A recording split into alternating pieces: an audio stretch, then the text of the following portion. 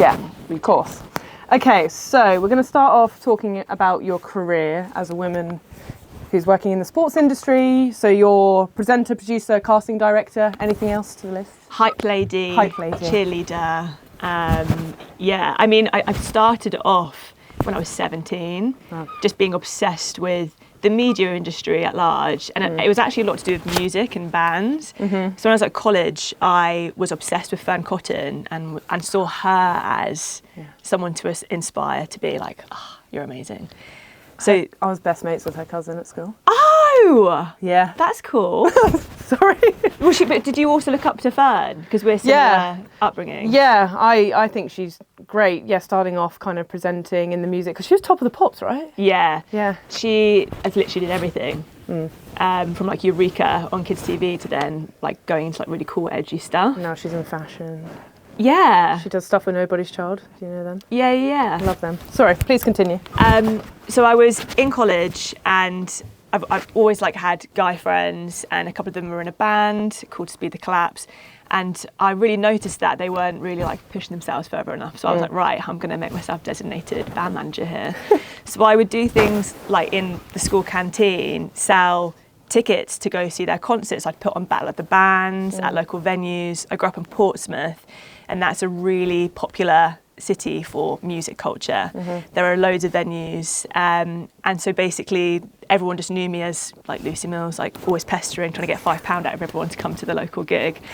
And then also started working on Express FM, a local radio station, and just I didn't really know how to do anything. I just knew that you had to be in the room and like absorb, take on what was going on, and it just sort of like spiraled from there really. But someone did say to me I should never have gone to university, because they were like, if you'd carried on just doing that might have been like a fast track route, given how popular radio and podcast is. Yeah, and you say about getting in the room, did you find with that sort of stuff you were working in, was it male dominated? Were there a lot of other women in the room? How did you find that? There was probably one or two other women. But what was quite interesting, especially at the radio station, it was a woman managed radio station, and even though her presence wasn't always there, she was a champion for the brand.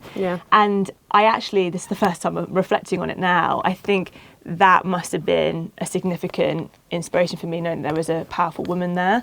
But by the day to day it was men, and I think because of my upbringing, my dad's in the military, I was always having like adult conversation, very used to talking to people.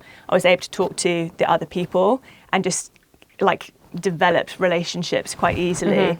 Was very honest with, I want to work in this industry, and people would say, oh, what do you want to do, or etc. I don't know, but I just know that I want to be here. Which was really exciting, because there had been an experience that I had where I was faced with a bit of a brick wall, which then prevented me from presenting for a very, very long time. Because it was basically, I'll go into it. I was an intern on Blue Peter. Wow. At the age of 18. So I went to university, but I always knew that I just needed to work, and I wasn't interested in going out and getting drunk. Obviously did. But I managed to work at the Royal Wedding with NBC News as a runner, and then on the back of that also went to Blue Peter for an internship. And a producer said to me, oh, what is it that you want to do?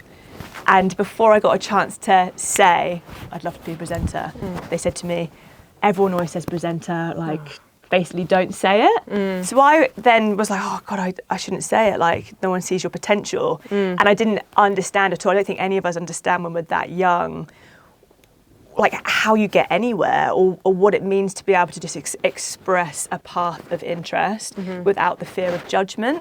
And so from that moment I was like, I'm never going to tell anyone, but I have a fantasy of being a presenter. Oh, that's so sad. It is quite sad.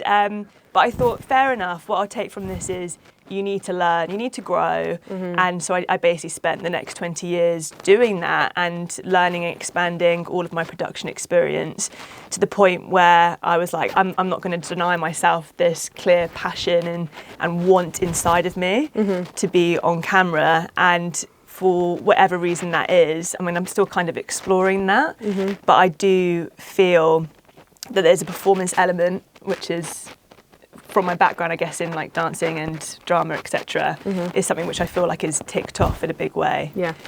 So I'm hoping that this is now my platform of being able to say, right, Lucy, this is your happy place. You're able to communicate what you need to, but always learning. Yeah. Amazing. God. That was a fat soundbite. Yeah.